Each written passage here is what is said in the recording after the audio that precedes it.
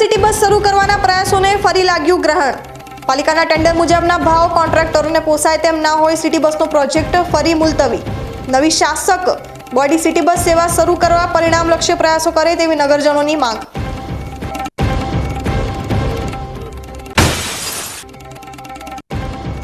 ડીસા તાલુકા સહકારી ખરીદ વેચાણ સંઘની ચૂંટણી પ્રક્રિયાથી ભર શિયાળે રાજકીય ગરમાવો। લાંબા સમય બાદ મળશે ચૂંટાયેલું નવું સંચાલક મંડળ।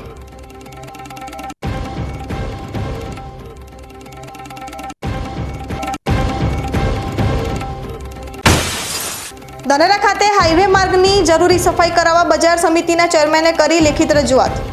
ધાનેરાથી રામદેવરા જતી સાબરમતી જેસલમેર ટ્રેનને ધાનેરા ખાતે સ્ટોપેજ આપવા પૂર્વ ધારાસભ્યએ કરી માંગ।